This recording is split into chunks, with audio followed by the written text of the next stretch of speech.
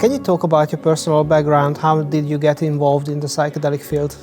It's a roundabout history I have. I was an early adopter when I was a teenager. I was just old enough at the end of the 60s to know what the people 4 years older than me were doing and to piggyback with them and learn about psychedelics that way, which was very fortunate.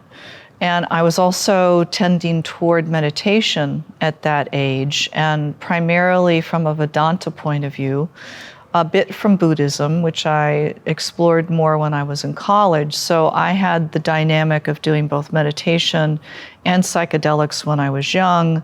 When the classic psychedelics got rescheduled in 1979, I was more of a law-abiding person and I got nervous. So I did more meditation than psychedelics for a while. And then when I became older and got out of graduate school as a clinical psychologist, I started working as a professor, doing lots of meditation and yoga, and then had the opportunity to go down to Peru to train with curanderos there in ayahuasca. I went there several times. It was a wonderful experience, and then discovered MDMA after I'd been licensed as a marriage and family therapist. I was on the East Coast of the United States then. Had a small period of time in which I could use MDMA with clients legally, and then that got rescheduled in 1985, and then I kept exploring my own understandings after that. So I'd always been very, very grateful for what psychedelics had given me and my friends, but I was always on this watching and waiting to see when it might be available legally, and it was very disconcerting during the late 80s, thinking it may never be available. So when the research started up again, I started doing small donations to the Hefter Research Institute for their work with psilocybin. About the same time, MAPS was getting going, and working very hard on behalf of MDMA therapy research, and so things blossomed. And when I was maybe in my 4th year as a professor at my current university, an opportunity to start a training program was here, and I volunteered and got chosen. So it's basically a short synopsis of why I'm sitting here. Some people say that the line between spirituality and science is pretty blurry in psychedelics. Do you think we should draw this line? And if yes, where should we draw this line? That's a great question. I am very indebted to one of my teachers, Ralph Metzner, who brought back for me an understanding of philosopher William James and his very, very key idea of radical empiricism, that what we know is what we experience. And my Buddhist background would suggest the concepts I create about that experience are worth nothing. The concepts can get you lost in lots of illusion. So I was walking this line between knowing for sure something about consciousness transformation was so profound I didn't have words for it. Nothing can take that away from me as a scientist and as an empiricist. But putting words on it can make one sound strange, and as a member of a mainstream culture that doesn't value consciousness exploration. So I've practiced walking as a clinical psychologist that razor's edge of explaining my empirical background with psychedelics in a way that uses more normative language. And so I've found a way to meld the two here. And so I'm trying to speak to you from my gratitude and my love of this work, but also use regularized terminology, which I think is a way to be able to speak both to mainstream people who are understandably sensitive and skeptical about mind-altering medicines, and also make myself understandable to those students and teachers that I work with, trying to formulate ways to get training for them so they can both be their scientific self, and if they have a mystical orientation, that they can have their mystical scientist come together. Can you explain to people how psychedelic-assisted psychotherapy is different from traditional talking therapy? Sure. Some people like to think of the psychedelic as an addition to normal, regularized, somatically based or talking based psychotherapy. There's dozens and dozens and dozens of different modalities in psychology for helping people address their problems or address their quality of life or their blockages as an artist, whatever they're bringing to the table. I also think, though, that psychedelics are an amplifier of therapy itself, that working with psychedelics is not talk therapy plus psychedelics. It's a third type of work that melds the benefit of the psychedelics' influence on the person as well as on the therapist. So there's a terminology in psychiatry of intersubjectivity, and that's the space between the client and the therapist. And I like to think of the psychedelic as a third member of that intersubjective field. There's a relationship the client has with the psychedelic that the therapist has with the psychedelic, and then that the therapist and client have together.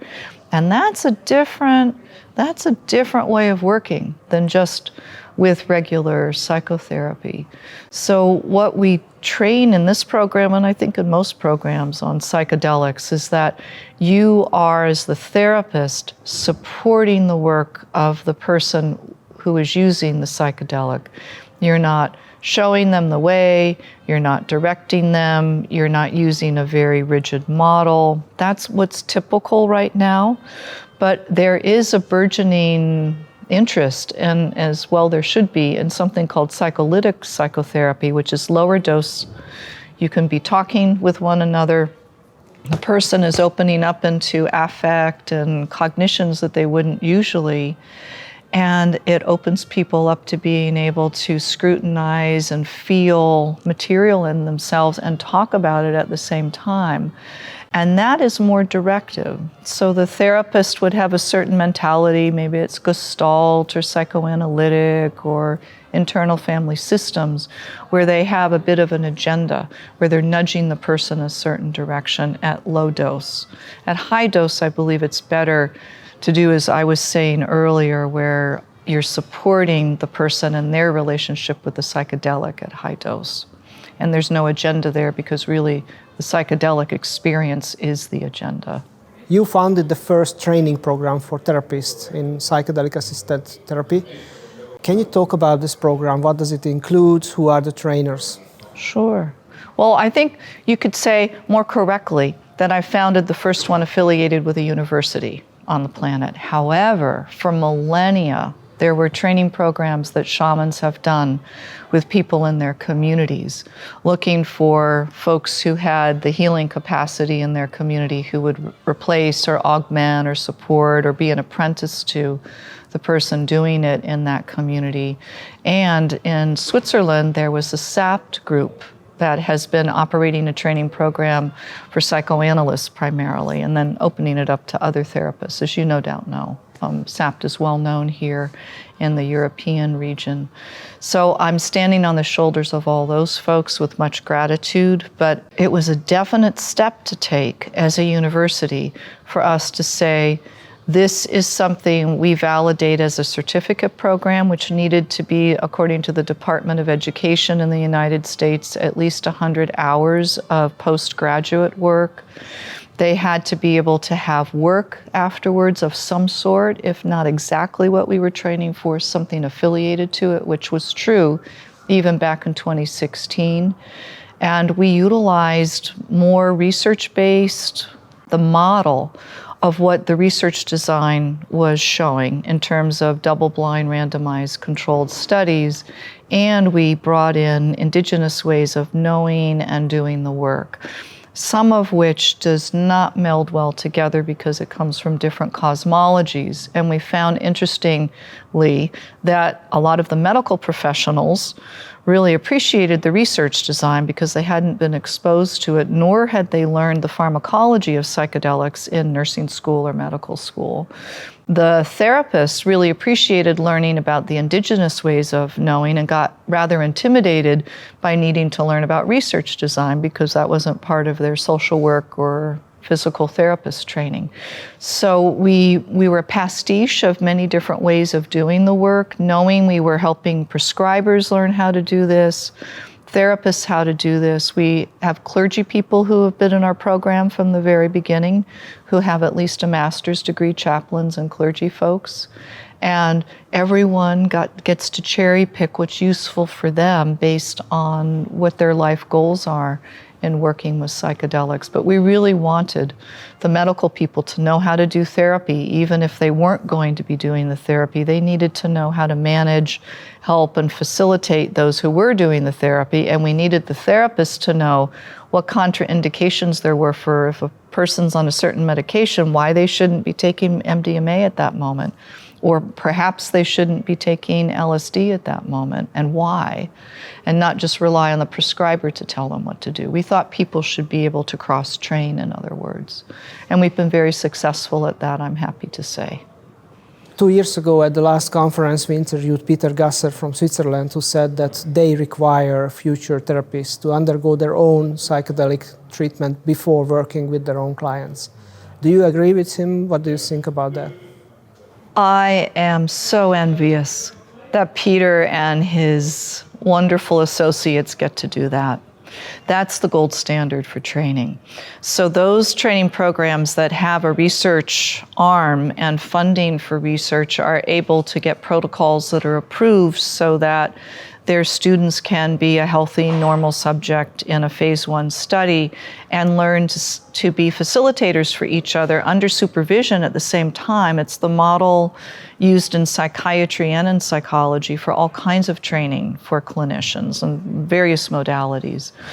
We have done fundraising for 8 years, and it's been very hard to fundraise for this kind of study, and we're not a large university with a big endowment. So what we have done instead is utilize what MAPS has done and other training programs have done. We use holotropic breath work, guided imagery, drumming circles, meditation, role-playing, various sessions with different practitioners leading the supervision.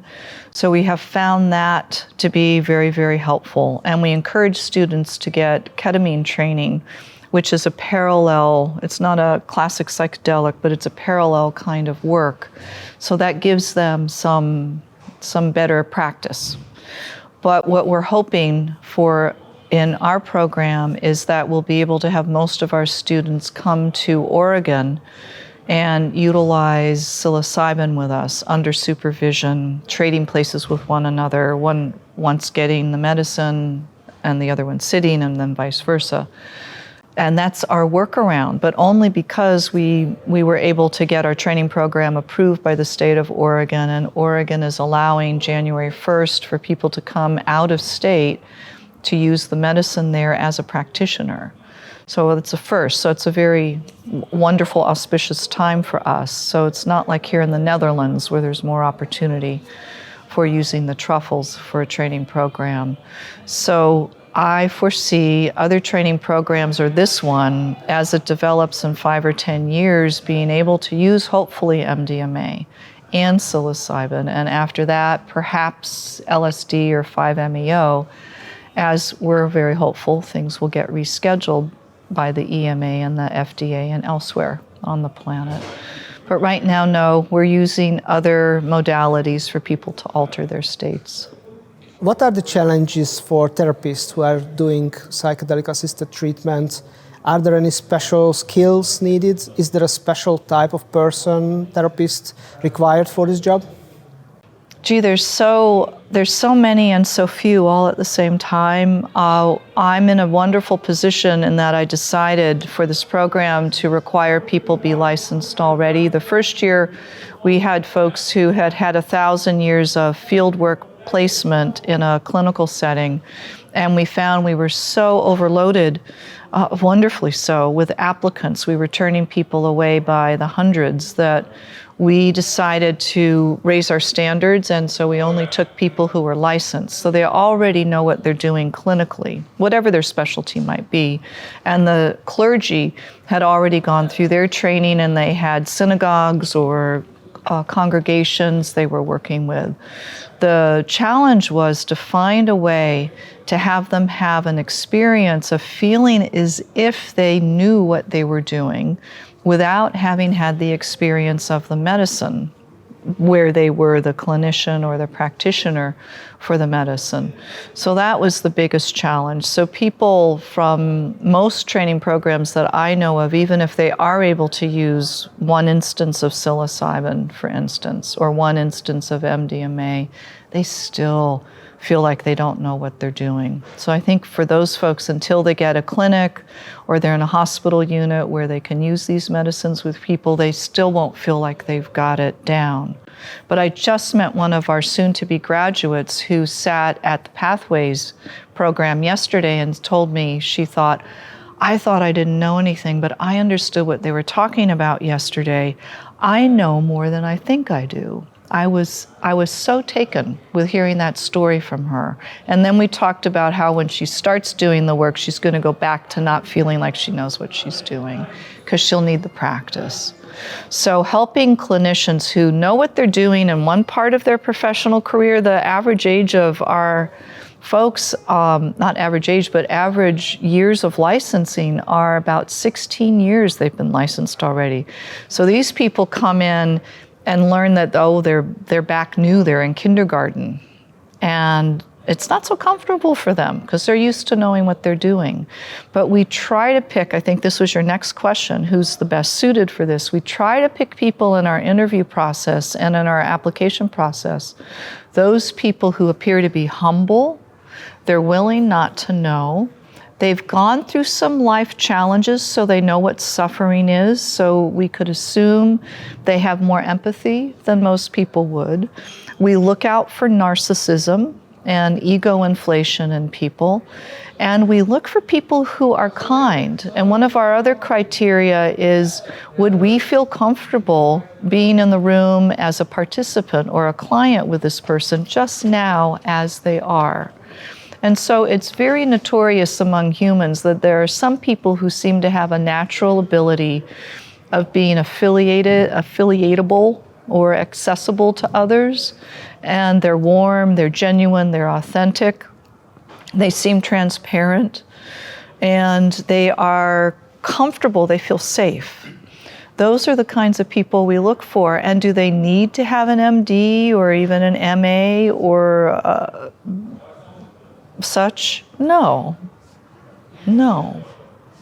I met one woman who was homeless on the street of San Francisco a couple of years ago, who was standing on the corner with a can looking for donations. I had a little dog with her, and I walked up to her and gave her a little bit of money and said, "How are you?" And she said, "I'm blessed." That woman, that quality, that's the kind of thing we're looking for from someone. She was destitute. So what is that? I'm not really sure. It's some je ne sais quoi about how humans can be loving, kind, capable of being the kind of humans we want to see on this planet, who won't be decimating it or barbaric toward other beings, let alone their own species. So we're going to start, I think, a lower level program for people who don't have a degree. And that's the kind of quality we're going to look for. I need to objectify that somehow for the people who are doing our assessments for who we let into the program. But that's what we'll be looking for. Do you advise therapists to use other types of practices, spiritual practices, such as mindfulness meditation, yoga, or anything else? We should hire you. Yes. We do. That's another criteria we use when we're going through someone's application process. We ask them maybe 7 things. One of them is, what kind of self-care do you do? And if you have a spiritual practice or another kind of practice that helps you live your life in balance, would you mind sharing it? And those people who seem to have a practice that they're not making up just because it's an application question, we know those people will be able to ride the work they need to ride when they're working with psychedelics and other individuals, where they could go through some secondary trauma. They could be at risk of burnout because of some of the upswelling of all the affective challenges that their clients will invariably be going through. We know those people can navigate through life by taking care of themselves and thereby better able to take care of their clients. People who don't seem to have any kind of practice, whatever it might be, and it might be they're a runner, not seemingly a spiritual practice, and they don't call it that way, although I have friends who call it a spiritual practice. But they do it religiously, they're healthy, they feel good while they're doing it, they come from a family that value that kind of athleticism. We know that person will be able to take care of themselves if they start getting by a Friday feeling like they've got too much of their clients with them and they need to do some off-gassing. So we do value that. But we're very, very careful not to come from any particular model. And we're very careful not to emphasize anything from any particular religious tradition. And we like to be agnostic about that. But we also really do like it when people seem to have a grounding in something that we could call ecumenical, that is open to other ways of being and other worldviews, but they're entrenched in their own, but they don't force it on other people or expect other people to agree with them. They see love as more of a universal, for instance. Psychedelic assisted therapy is pretty expensive right now, and some people say that to reduce the cost, we need to experiment with the therapy in group settings. What do you think about that? Yeah. I predict that's where we're going in the short run until most countries figure out a way to have the government-financed insurance operation or the private insurance companies to be able to pay for it. Once we can demonstrate, if we can, the hope for the quality of life will increase and the people's need for help in the healthcare system of that particular region or country will be lowered by the work that they do. It's very hard to demonstrate that with any particular medical intervention, but it has been done in the past, at least in the United States. So for now, the projected price is insanely expensive. So at the other end of the scale, what we've been doing is, because of the tradition I come from, which is of the kind I've just shared with you, we have encouraged our students to think of this as selfless service, a term that's common in English, that they're giving at very low cost their time to any of their psychedelic clients, and I tell them to keep their day job so they can earn their real financial stability from whatever else they're doing as a physician or a social worker, but that for this work, to offer it very, very low fee. And to wrap their mind around that, because it's going to be a long time before insurance will be able to pay for this. And this is where I get political, but I try to walk a thin line and say, I would really, really want to encourage you, and I do, not to just try and treat the wealthy who can afford a reasonable high fee for whatever you'd get paid otherwise for 8 hours of work.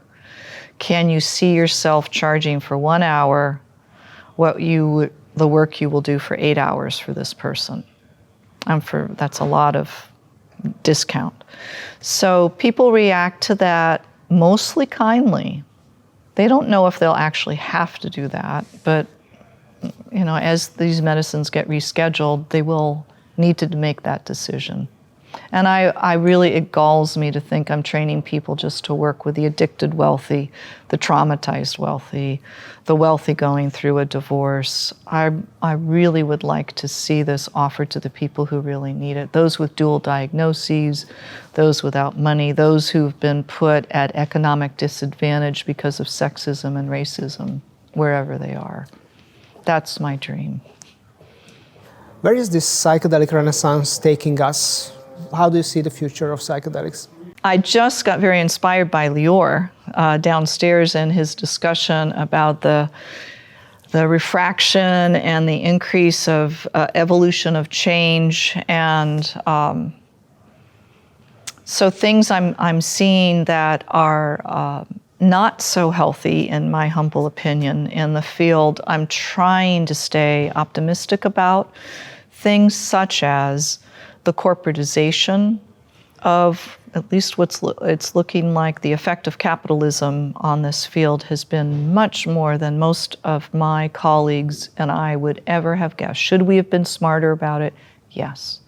But nonetheless, here it is presenting itself to us. So I even talk to my students about, yes, go work for a for-profit company. Know that they will try and cut corners in how you provide the therapy. How are you going to address it? And to what degree will you be courageous and let your voice be heard? And to what degree would you be willing to leave such an operation if you feel like they're out of integrity with providing the medical work or the intervention or the treatment or the offering of the intervention for quality of life, whatever their mission is? Could you feel comfortable telling yourself you're willing to not stay hostage there just because you're making decent money and they have a good name or something? So we have those discussions. But reality being what it is, I know people have to navigate their own way through that. So that's a concern of mine. I'm also really concerned, given how much things are getting medicalized, if I have overdone my contribution, to be quite honest, which is what's making me feel very good about the idea of training people who aren't licensed, who may be in a decriminalized area, who could be a facilitator legally, and do public education for what do parents need to know for when their adolescents are going to be using almost invariably psychedelics. What do those teenagers or college-age people, or what do the elder population need to know about this, to do more public education as a support? So I'm broadening what I feel like my contribution could be. But as far as the certificate program as it exists now, we'll probably keep training licensed people, but we've really broadened who we think we should be training and who deserves to get this information and who should have it.